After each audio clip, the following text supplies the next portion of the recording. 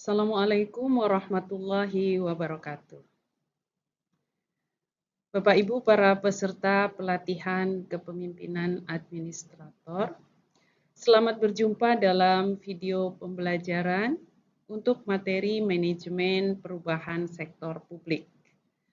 Bersama saya, Sofiati, Widya Iswara Ahli Utama di BPSDM Provinsi Kalimantan Barat.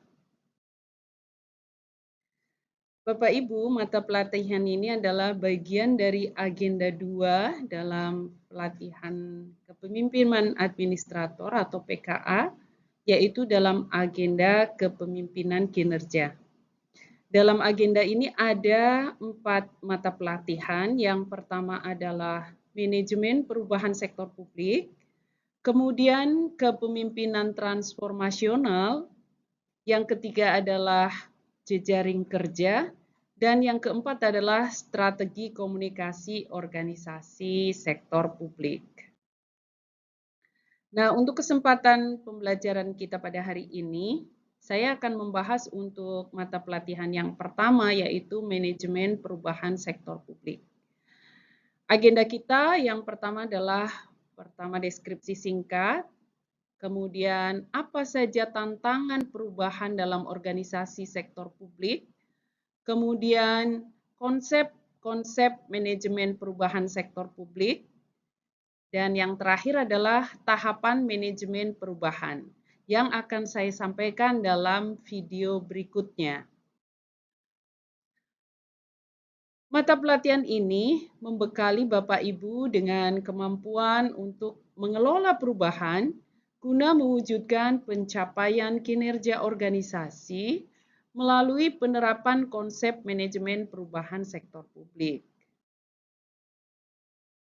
Sebagai latar belakang yang pertama, Bapak Ibu, bahwa suatu organisasi akan dapat bertahan hidup manakala organisasi tersebut mampu melakukan adaptasi dan menyesuaikan diri dengan perkembangan yang terjadi di lingkungannya.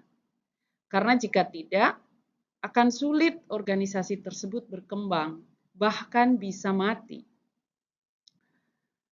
Beberapa perusahaan raksasa di Jepang yang selama ini menguasai pasar selama 20 tahun mengalami kerugian miliaran US dollar dan harga saham mereka turun drastis.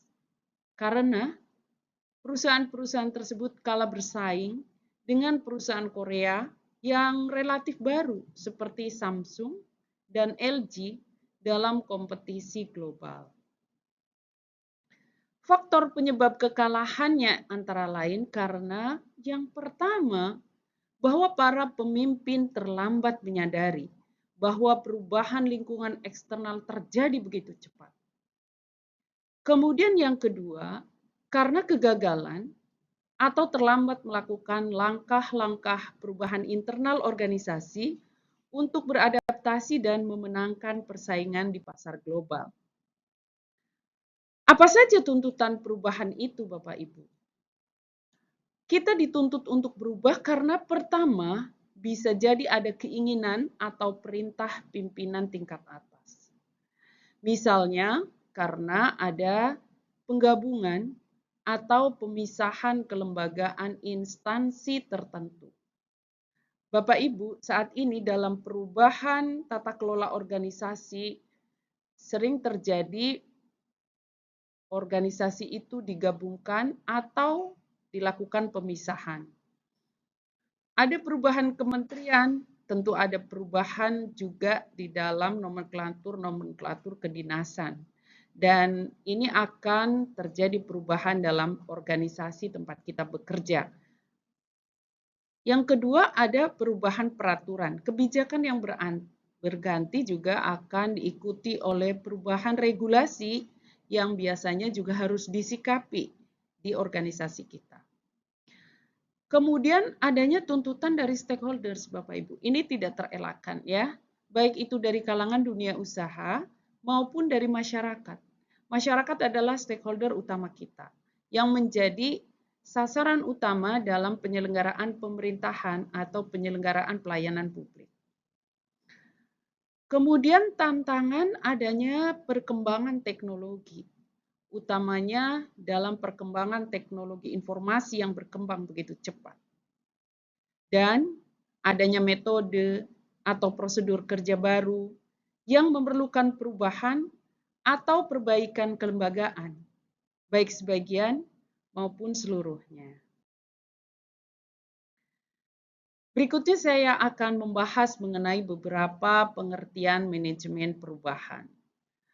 Yang pertama dari John Kotter ya, yang mengartikan manajemen perubahan sebagai suatu pendekatan untuk mengubah individu, tim, dan organisasi kepada kondisi masa depan yang diinginkan. Kemudian ada Karen Kaufman yang menyatakan bahwa manajemen perubahan adalah sebuah pendekatan terstruktur untuk membantu organisasi dan orang-orang untuk melakukan transisi secara perlahan tapi pasti dari keadaan sekarang menuju ke keadaan yang diinginkan. Sedangkan ahli lain ada yang menyampaikan bahwa manajemen perubahan adalah sebuah cara untuk mengelola masa transisi dari sebuah kondisi yang tidak diinginkan kepada kondisi yang diinginkan melalui perubahan nilai, sistem, kepemimpinan, individu, tim, dan organisasi untuk masa depan yang lebih baik yang sesuai dengan tujuan. Bapak Ibu, berikutnya perubahan-perubahan yang dilakukan dalam manajemen perubahan akan berbeda tergantung level di mana Bapak Ibu berada. Jadi ada hierarki area perubahan. Yang pertama di puncak piramid adalah area perubahan bagi pejabat eselon 1 ya, atau JPT utama. Di mana area perubahannya adalah di visi, misi, tujuan, dan sasaran, yaitu untuk meningkatkan daya saing nasional. Di level eselon 2, area perubahannya adalah di area strategi untuk menciptakan organisasi berkinerja tinggi, OBT atau bisa disebut HPO ya, High Performance Organization.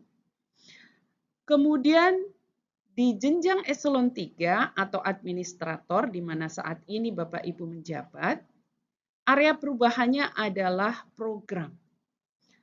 Tujuannya untuk meningkatkan kinerja pelaksanaan program instansi. Dan di jenjang paling bawah ada level pengawas, di mana area perubahannya adalah pada kegiatan. Dengan fokus untuk meningkatkan kinerja pelaksanaan kegiatan di unit kerjanya. Bapak Ibu, ada satu quotes menarik dari Renal Kasali. Renal Kasali mengatakan bahwa perubahan pada dasarnya bukanlah menerapkan teknologi, metode, struktur, atau manajer-manajer baru. Namun, mengubah cara manusia dalam berpikir dan berperilaku. Jadi sebenarnya manajemen perubahan adalah untuk mengubah cara manusia berpikir dan berperilaku yang akan mendukung untuk pencapaian tujuan peningkatan organisasi. Apa saja atau bagaimana sebuah siklus manajemen perubahan? Jadi manajemen perubahan ini adalah sebuah siklus ya Bapak Ibu. Artinya langkah-langkahnya itu terjadi dalam sebuah putaran yang akan berkesinambungan. Siklusnya diawali dari yang pertama yaitu bagaimana seorang pemimpin dapat memahami permasalahan. Yang dilakukan dalam langkah ini adalah dengan diagnosa organisasi. Tentang diagnosa organisasi akan saya bahas di dalam video yang lain. Selanjutnya, setelah mendapatkan permasalahan organisasi, langkah berikutnya adalah menyusun perencanaan perubahan. Apa yang akan dirubah, bagaimana perubahan itu akan dilakukan, siapa saja yang terlibat, dan seterusnya. Itu disusun dalam sebuah perencanaan. Setelah kita memiliki perencanaan perubahan, maka berikutnya kita akan melaksanakan rencana perubahan tersebut atau mengimplementasikan, di mana termasuk di dalam langkah pelaksanaan ini termasuk adalah langkah pengendalian. Langkah berikutnya setelah pelaksanaan adalah evaluasi pelaksanaan rencana perubahan. Hasil dari sebuah evaluasi tentu saja adalah rencana-rencana perbaikan atau hal-hal yang masih perlu ditingkatkan. Maka berikutnya setelah evaluasi kita akan kembali melakukan diagnosa organisasi untuk dapat menemukan permasalahan-permasalahan baru. Demikian ini menjadi sebuah siklus dan tentu saja di antara semua langkah ini kita harus melakukan satu hal yang krusial yaitu pelaporan. Nah, beberapa tantangan perubahan, mengapa perubahan itu selalu menemukan tantangan atau menjadi tantangan bagi kita. Yang pertama, bisa jadi dalam kita melaksanakan perubahan, langkah pertamanya tadi diagnosa, kita melakukan kesalahan dalam diagnosa, dalam memahami dan merumuskan perubahan. Bapak Ibu, jika kita salah merumuskan perubahan, salah merumuskan masalah, tentu saja langkah-langkah dalam mengatasinya juga nanti tidak efektif dalam menyelesaikan masalah kinerja organisasi. Kemudian tantangan berikutnya bahwa perubahan besar seringkali memerlukan waktu yang lama, sehingga proses perubahan bisa jadi berhenti sebelum mencapai tujuan. Tantangan yang ketiga, para pemimpin dan agen perubahan bisa merasa lelah dan tidak bersemangat lagi untuk mengelola, mengajak, mempengaruhi orang lain untuk mau dan mendukung perubahan. Dan yang keempat, para pemimpin dan agen perubahan berganti, ya. Bisa jadi karena mutasi, Bapak Ibu, ini sering terjadi gitu ya. Atau bisa pensiun, sehingga berbagai hal yang sebelumnya telah teridentifikasi dan menjadi catatan untuk dilaksanakan menjadi terabaikan. Yang kelima bisa jadi ada penolakan, ada resistensi, atau keengganan untuk berubah dari lingkungan internal dan eksternal seperti mitra kerja dan stakeholder lainnya. Baik, demikian Bapak Ibu, video pembelajaran kita yang pertama terkait manajemen perubahan. Semoga bermanfaat. Sampai di sini. Terima kasih. Assalamualaikum warahmatullahi wabarakatuh.